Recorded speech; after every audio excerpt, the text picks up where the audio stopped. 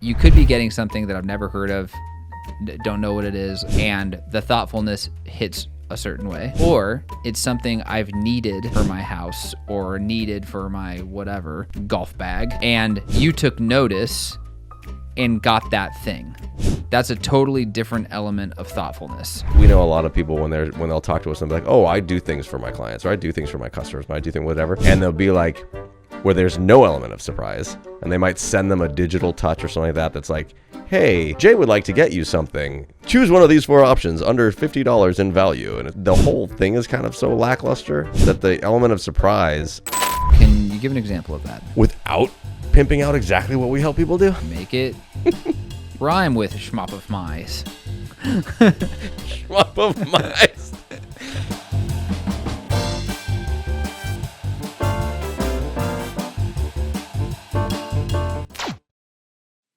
Welcome back to another episode of the Who Cares podcast, the podcast for entrepreneurs and business leaders who care. Is that what you said last time? No, I'm sure it's been different every single time. One time I said business leaders. I'm Jay O'Brien. I'm Jeff Jekyll. You went to Disneyland yesterday. I did. First time in 2 years. It's just as tiring as I remember. No, it was great. How long were you there? 8 a.m. to 5 p.m., 9 hours. Now, do you do... I thought about everything we talked about in that episode, by the way, like constantly. I thought about like walking in and like, was it transparent? Was it not? Wilder had listened to the episode. So he walks in, he's like, we walk in the gates and he goes, Dad, I could smell the pumping, the smell through the bakery. And I'm like, buddy, are you just saying that because you remember? And he's like, yeah, you and Uncle Jay talked about it. It's so good. Did you get him something at the magic shop? We didn't go to the magic shop, no, but they did each we brought my mom, so grandma got them both gifts, or like, stuffies at the end of the day. Okay. Which he got Kermit. I don't know why, I got a big Kermit. Do you still do the Disney Electrical Parade? Well, the Electric Light Parade, or whatever it's called, stopped decades ago, and then they brought it back. I think it's gone again, but no, we didn't stay past, I think the parades and stuff happen once it gets dark, and we were gone. Okay. It was great, though. We did more rides, like we did more things than I think I've ever done in a day at Disneyland, even when I've been there longer. I think we went on 11. How many autographs did you get? None. We also didn't exchange any pins. I know you're upset about that. How many giant pickles did you eat? None. You know that. Did you go to the Tiki Room? Were you at Disneyland? In the Tiki? No, we didn't do that. Where are you getting giant pickles at Disneyland anymore? Because they... By the lockers. Which, of course, you put your sweatshirt and things like that in there, and then you did the whole day, and then at nighttime during the Disney Electrical Parade, you go back, you get warmed up. Disneyland's changed a lot. So have you. No, we didn't get pickles, but do you remember when you were a little kid, do you remember going to Tom Sawyer's Island and getting the giant pickles on Tom Sawyer's Island in those big, like, treehouse-looking fort things? And then you could fire rifles. You're not supposed to talk to that guy. Stop. It's a big part of my childhood, and we went back there a couple of years ago, and I found a guy, and I was like, "Hey, do you remember this?" He's like, "Oh my God, you remember that?" Made me feel really old, but they've had it closed down for forever. Now it's the cast like eating area. You remember that? You could climb to the top, and you could have guns. They weren't real. Oh yeah. I do remember. Put them through those like square. Yeah. Holes, and you'd pretend like you were firing at people's heads. Now, when you first started going to Disneyland, did you have like the ticket book, like the e-ticket? I get it. I knew what was going to happen. I knew exactly what we were going to do. But my mom did. And so this year's going to be the 70th anniversary of Disneyland. My mom went there. So it was opened in 1955. My mom went there in 1956. She was there a year after it opened. And just like she remembers, she saw the ticket book with an e-ticket in it. Really? She does? Yeah. I'm like, why would you waste an e-ticket? E was the best one. Of course I knew that. Yeah. Wow, that sounds like a great time, though. Yeah. And the kids loved it. And they weren't scared of the snowman on Matterhorn. My Crosby's scared of everything. She didn't want to do much. Wilder, 5 years old, almost 6. That's why we went. Went on Matterhorn. He was fearless. He did not appreciate Splash Mountain, which is no longer Splash Mountain. I know. Please don't troll me. What's it called? Tiana's Bayou. Who's Tiana? She's the princess from Princess and the Frog, I believe. They changed it all out a couple of years ago. There's a bunch of cultural issues that were needed to be amended. Okay. Now, did the kids know that they were going to Disneyland, or was it a surprise? You know what? Normally your segues aren't that strong. This one's great. No, they didn't have any idea. We had not told them anything. Wilder had been saying he wants to go to Disneyland for his birthday, But his birthday isn't for almost another 2 weeks. His birthday is in 4 months, so it was a super duper surprise. No, it's almost 2 weeks, but it was right in the middle of both of their birthdays, and it was a big thing. And then we brought my mom. So yesterday morning we woke up Wilder. Ash and I both went and woke up Wilder, and that's how we woke him up. Surprise! You're not going to school today. You're going to Disneyland. And then he's like, "Oh my gosh, what?" And then actually he didn't do that. His first reaction goes, "Okay." He was like totally tired or whatever. Then he got excited. And he's like, "Can I go tell Sissy? Can I go tell Crosby?" And she's not going. Yeah, no, she's not invited. We brought him into her room. He told her. She freaked out, jumped on the bed, and we're like, "We got another surprise for you. Grandma's coming with us, and she's in the living room." And they both like took off, mad dash down the hallway. I'm like, she's fast asleep. So you would not underestimate the element of surprise. I would if never. one were to ask. No, I mean, if we were to sit here and do a whole podcast episode about the importance of creating surprise and delight moments, and you were to tie that in some way to my trip to Disneyland, I would definitely say surprise is important. So would you say it's more about the surprise and less about the gift, even though Disneyland's a pretty powerful gift? I guess the surprise is pretty weak. No, it's definitely more about what it's more about what you're doing. And in fact, there would be, if there was something that, this is going to open a whole can of worms. Open it, baby. I would argue that it might have been more fun for them to have like a week of anticipation or a few days of anticipation. Because when it's something, you know what I mean? Like a kid is really, they wouldn't shut up about it. It would have been annoying for us. But for them, the anticipation, when you know exactly what the payoff is going to be and you think it's the best thing in the entire world. Does that apply to everything? Certainly not. Because kids love opening birthday gifts. They like unwrapping it, seeing what's inside, whatever. And you've seen it a million times. They open it and they're like, "Oh my God, it's a Lego set." Throw that aside, on to the next. Why? They don't like the Lego set? No, of course they love it, but they're ready for the next surprise. Yes. So what I'm going to say is, with the Lego situation, had you told him in 1 week, you're going to have a new Lego set, that's not as exciting as him opening the Lego set.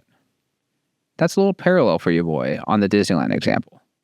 So when does it apply and when does it not apply? Well, little kids, it's hard to relate it to little kids because they're excited about getting the thing. They just won't shut up about it. So like, I'm saving myself by not telling him a week in advance because he's going to ask every day, "Can I have my Lego set?" Or if they know that there's something in the house, you got them something. Like they've seen before holidays when something arrives and then they know it's in the house. They're going to ask you every single day. Okay, what about this? A week prior to the birthday, you say, "Hey, we have a surprise for you next week." Oh, then yes, he's probably he's excited about the surprise. What's the surprise? What's the surprise? He's asking you. Yes. Yeah. Yeah, 100%. But so not only that, there's a whole part of kids' toys that's massive. I don't know whether you have any reason to know about, that is literally surprise toys. Like what you're buying is just this like plastic ball, or like a cylinder or whatever the hell it is. And the whole point of it is that you don't know what you're going to get. So as a parent, you're like, "Oh, okay, so this plastic egg is $50. I don't know what's in it." You don't know what you're going to get. It could be, because obviously they can only make so many things. Like we've done it before, not with ones that are that much, but like these, like Ryan's World did this for a long time. A treasure chest. Kid gets the same damn thing. It's like going to McDonald's and it's the same damn toy. You just bought the thing twice. You're like, who do I give this to? Yeah, you're acting like I didn't grow up with two sisters. I know what puppy surprise is. I don't even know what that is. You open up a big stuffed animal puppy, open up the belly, and there's 1 to 5 little puppies. You don't know if it's 1, you don't know if it's 5. You don't know if it's 3 or 2 or 4. All right, fine, maybe another gift was for me, but... What? Nothing. Okay, let's get into this, because obviously the element of surprise, don't let that be underestimated. We'll give a couple of examples for that.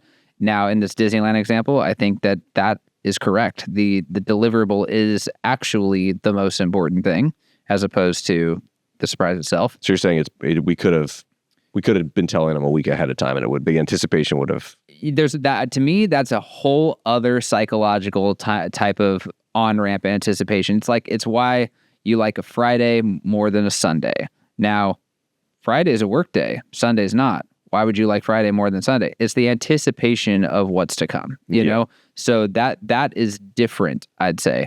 But what we're talking about is surprise and delight moments, surprise and delight gifting, showing appreciation at moments that are unexpected. As John Ruland would say, the reverse ABCs of gifting, right? People expect things on their anniversary, birthday, and Christmas. do things at different times when they're not expected, and there's this element of surprise there. You want to give the pizza and beer example? That's also from his book, Giftology. So the example given is that if we're having a poker night with a whole bunch of friends and we're going to be playing on next Friday, but I can't go because I'm going out of town or something. And I say to you guys, hey guys, I can't be there, but have a great time. Don't worry. I'm going to take care of the pizza and the beer. It'll show up on Friday. Then you're like, oh, okay, great. And then the pizza and beer shows up. I'm not going to talk shit on like Domino's because I order it every few days. But like, whatever. Let's just say it's some... Little Caesars? I love Little Caesars. There goes 2 sponsors. Yeah, I know. You can't do Pizza Hut either because that's fantastic. 3. It's a really tough one to do. So let's say it's just like a run-of-the-mill and not a good pizza. And let's say that it's like natural ice beer. Natty Ice? Natty Ice. You actually like it, I'm sure. Sure. So those things show up. Somebody just brings the pizza and they bring the beer. You might be a little let down because you were waiting for that entire week. You were relying on me for this thing. I told you I was going to do it. And now it's kind of like, it's not great pizza and it's not great beer. But if I said absolutely nothing, I was just, hey, you know what? I'm out of town next weekend, so I won't be there at the poker night. And all of a sudden, like completely surprised, you guys all sit down and ding dong, the doorbell rings, and somebody's there with a whole bunch of pizza and beer that is the same exact pizza, same exact beer. You guys are like, holy shit. Jeff took care of all the pizza and beer. That was so thoughtful because you had no expectation of it at all. That's right. That's right. I love it. I actually do think that it applies to kids as well, because in this example, you said, we have a surprise for you in a week, and like Wilder's chomping at the bit, and all of a sudden, like, you're like, hey, instead of going to grandpa's, we're going to grandma's or whatever. He's like, 2 different grandparents, can I remind you? Sure. He's like, fuck off. Like, I don't care about that surprise, but you're like, it's Disneyland. Okay, it matters, But the point is, for a week in his head, he's thinking, what is this surprise going to be? And just like the entitlement of he's said he's got the pizza and beer covered, there's an expectation there. Yeah. So pattern interrupting by showing up with the pizza and beer completely unexpectedly illustrates that thoughtfulness, and it becomes less about the actual tangible gift. It becomes much more about the sentiment. Yeah, I think it's also based on the level of, I don't know, whatever excitement or whatever that the gift or the thing actually warrants, right? So like we know a lot of people when they'll talk to us and be like, oh, I do things for my clients, or I do things for my customers, but I do things whatever. And they'll be like, where there's no element of surprise, and they might send them a digital touch or something like that. That's like, hey, Jay would like to get you something. Choose one of these things from this, basically miniaturizing. You can redeem his generosity by choosing one of these 4 options. Choose one of these 4 options under $50 in value. Yeah. And it's like, I want the coffee, or I want the whatever. You're like, the whole thing is kind of so lackluster that the element of surprise is almost required. So like, if something is really, really big, then maybe it doesn't need the element of surprise. I think that's what it is. I think that's what we're getting to. So like, because Disneyland is so big, or a trip is so big or something, you can go ahead and give somebody this up front because you have no like reticence that the grandness of whatever this thing is not going to be impressive on its own, right? But if it's something that is small or something that is like, I don't know, not almost like required, if that makes sense, then I think it's important to have some element of surprise and delight in order to make that powerful. Yeah. And in some cases, it's got to like, you need that in order for it to even make an impact. Yeah. Because it's not something huge. Like we do that all the time, especially when people only have a small budget, or they have so many people they need to take care of. It's not realistic for them to send people to Disneyland or send people to dinner or do whatever. You have to be able to do a lot with a little. And then the message of why you did it, as well as surprise and delight, is required to make an impact. Can you give an example of that? Without pimping out exactly what we help people do? Make it rhyme with schmop of mice. Schmop of mice. It's called Schmop of Mind. So we're always very conscious to not talk too much about exactly what we do or what Client Giant sells as our company, our day job. But we have our most prominent service is the lowest cost, kind of entry level thing that so many people do.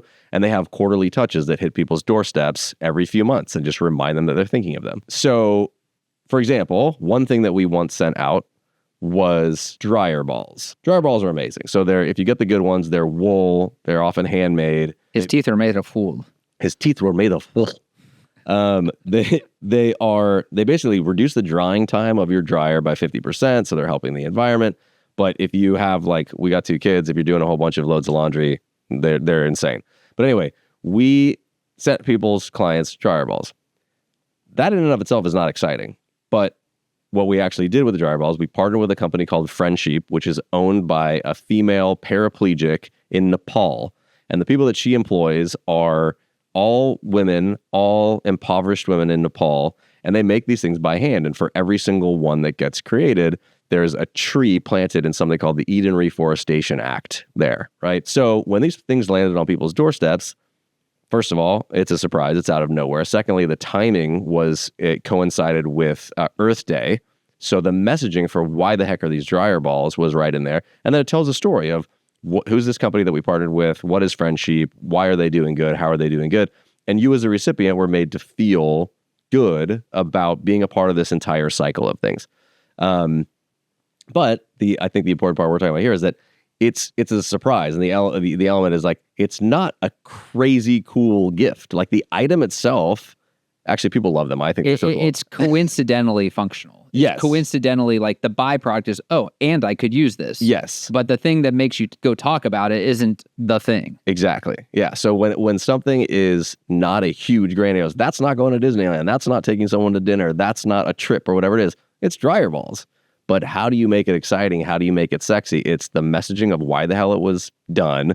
Something cool, maybe about, why you chose this thing. And then the element of surprise. Yeah. So, people get hung up on this a lot when they're, especially as it talks about, when gifting specifically. And not that that's the only way in which you can deliver the element of surprise, but people are always like, and if it's functional, like, it's something they use all the time. So every time I use the dryer balls, I think of Jeff. It's like, that's not really how people think. Like, that's not really it. Like, the point of impact was upon receiving it. And I can think of examples in my life. As you know, I'm a man that does not like clutter. I also don't like a lot of things in my house.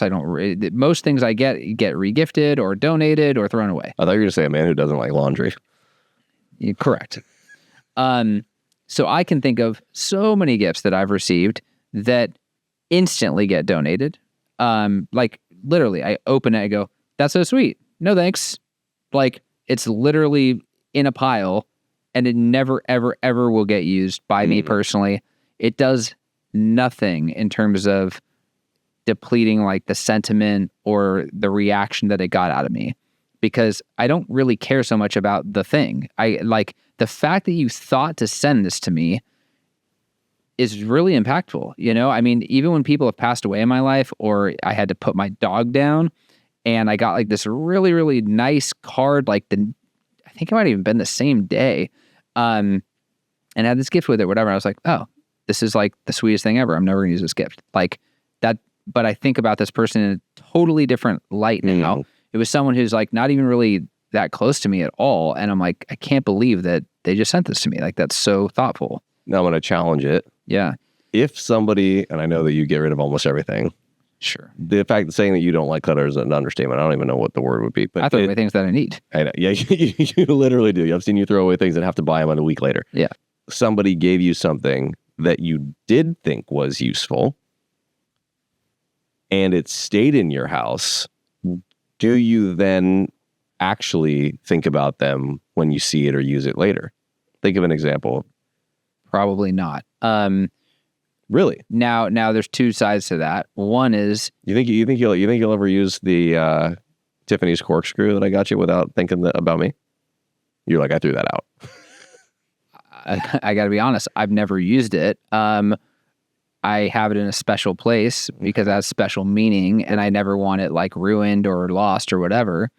Yeah, I guess I would never use it without thinking about you. Because what I'm but getting it's not really, like, I'm not re-feeling the sentiment because, you know what I mean? Sure.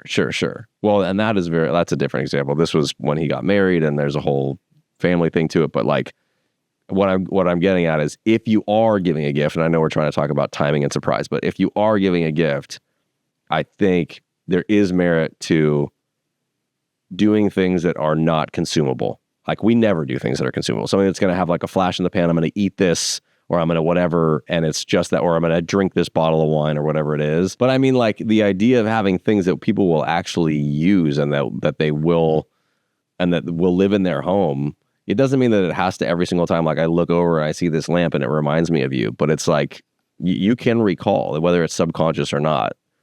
Yeah. To me, I like that part of it doesn't carry too much weight because I'll tell you, the bottle of wine is actually probably better than the thing that's going to live in my house forever, depending on what it is. Now, what I was going to say is there's two sides to this because you could be getting something that I've never heard of, don't know what it is, like the dryer balls, right? And the thoughtfulness hits a certain way.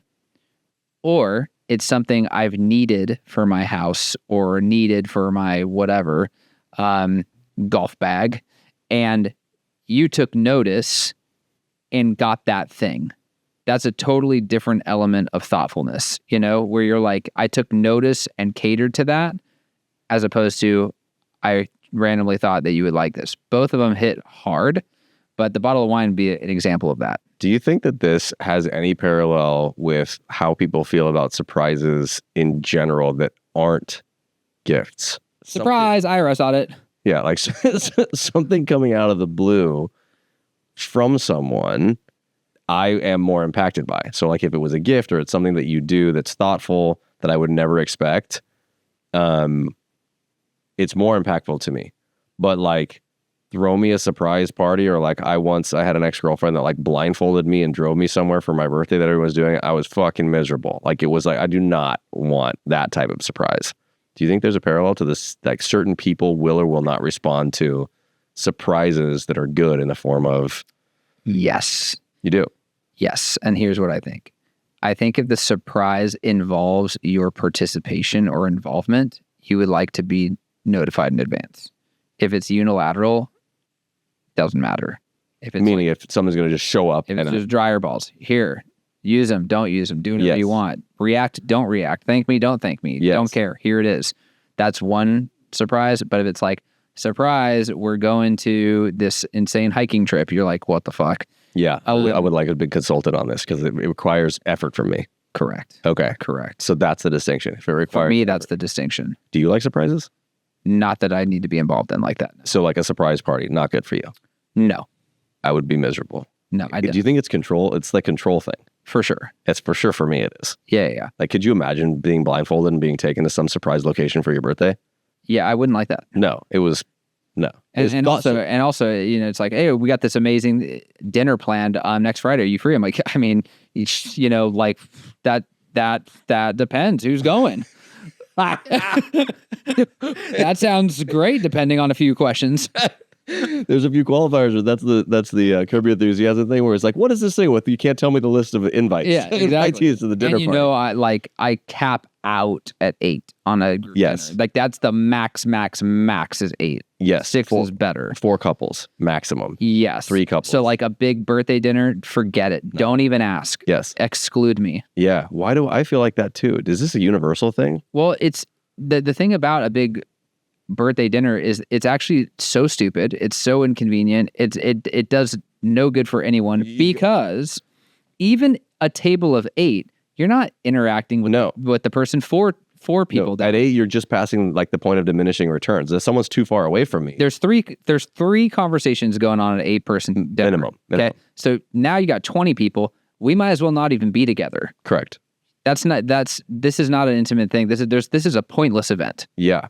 Right? Like you might as well like just say, like I did this, maybe 6 or 7 years ago. I was like, hey, I'm going to be at this bar at this time to celebrate my birthday. Hope to see you. And like I had a couple like little lounge areas, appetizers there, and there's just a bunch of people mingling. That's how you connect with people. If I have this long table, no one's talking to anyone. And what do you think of this? And I realize we're way off topic on surprises, but not recently, it was probably a year ago, was at one of these dinners that's like probably 16 people. And very early, we recognized that we were like shouting out to other dudes. It's a bunch of people we golf with and whatever we're talking. And it was just so not formatted correctly that we literally separated and we put everybody's wives on one end of the table. Oh, yeah, and totally. Literally all the time. Ended up with men and women on either side. We're like, we're just going to eat here. Okay. Because we're all the time. Yeah. It's actually a smarter way to do it. But then again, you might as well be going out in 2 separate parties. Yes. 8s. Max. 8s max. Yeah, max. All right. So the last thing I think I want to talk about surprises is that this doesn't have to be gifts, right? It's doing something out of the blue when it's unexpected. So what the same thing means, like you talked about reverse ABCs of gifting, if you call somebody, send them an email, send them a thoughtful note or something that's completely not at a time where it's expected, that's surprising and delighting. That's doing something that's completely unexpected and you're catching them by surprise. You're just saying, I thought of you. And even the idea that you think of them for absolutely nothing, or something we were just talking about an hour ago in a meeting. If I know you're a huge Dallas Cowboys fan, which I know you are, you sports nut. Huge. You haven't been a Dallas. I'm wearing my blue. You honestly haven't been a Cowboys fan since Emmitt Smith was playing football. So I'm a vintage fan. Yeah. You're like, well, is he not? Is he not anymore? Did he retire? Look, I think he's great. He should still be playing the game. But point is, if they make it into the playoffs or if they do something great, have a huge win or whatever, they get sign a great contract with a new quarterback, whatever it is, and I send you a note, you're out of the blue, you're blown away. Because it's like, what the hell? Who's this guy? Just because it's a surprise. Yeah, I'm blown away that you didn't send me the dryer ball. So where's the generosity? You want the gyro balls, don't you? No, so that you actually bring up a good point, and I want to know if you do this, because I actually do this. I heard the pause that you didn't say doo-doo. Go ahead. But I will randomly text people that like never hear from me. You know, maybe it's been a couple years, and just say, yo, dude, I was just thinking about you, and like just some sort of sincere sentiment or appreciation. Like, I just want to say, like, I really value your friendship, or like, I sincerely hope you're doing well. Like, catch me up on this, or like, I remember this time that blah, blah, blah. And it's so out of the blue that the responses are really like that too. They're like, I'm so happy to see this message, you know? Yeah. Are you doing, when you do that, do you think like, are you thinking about the person? You're like, it'd be really nice for me to text them, or are you having a thought of this memory or whatever it is? And what you do that's unique from a lot of people, which I do this too, I'll give you the context, is what you do is when you think of that, you proactively say, I should text them this and let them know. Yeah, it's more like that. Okay, so you're thinking something about it, something that happened in the past or a show you saw or whatever the heck it is, and you're like, that triggers to you. Don't just think it in yourself. Actually tell them that you're thinking it. Yeah, it's like as the stream of consciousness is happening, it's just going to the fingers. Tell them. Yeah. Why not just type this to him? I have that with a few people, and I'm remembering a conversation with a friend of mine I haven't talked to in a long time. A whole exchange where he thought it was... Text him right now. It's a whole exchange where he thought it was... It's not a good thing necessarily. He thought it was strange. He thought it was strange that I would stay in that kind of contact with people who I never see. I never hang out with. It's almost like if you're not going to spend time with them, actually, like, why do that? Like, why keep up those things? And I never really understood it, because I do have like probably not that many, but probably like 5 to 10 people where that's literally, if you look at the last 10 years, that's the entirety of my relationship with them. It's like some memory will happen. I'll think of them fondly or whatever, and I'll write them a note saying, thinking of you, this is this, hope things are well. And I haven't seen them in a decade. Totally. I mean, I've got a buddy, Kevin. I text him every year, July 2nd, and he texts me March 6th. Like, and if you look at our thread, it's literally that going back and forth for like every 6 months or whatever for years. Yeah, that's so funny. Shout out Mark Avalos, April 7th, every single year. I haven't seen him. He was like one of my best friends in Garrett Augusta, August 7th too. I mean, April 7th. April. Every year I message him on his birthday. I think he might message me as well, but I honestly haven't seen him. Tag him, leave comment, Mark. We were like 20. Yeah, Mark, I think he's in Dana Point. Great. Perfect. Great. That'd be a surprise. So in summary, the purpose of this topic for this episode is basically, do not underestimate the element of surprise. It's far more powerful and impactful than you think it is. It's far more about the sentiment, about the delivery, about the thoughtfulness than it is the actual tangible or whatever the hell the thing is. Hence the text message example. Yeah. That's all we got here. As always, like, subscribe, hit the notification button, and keep writing in and telling us things you want us to talk about or cover.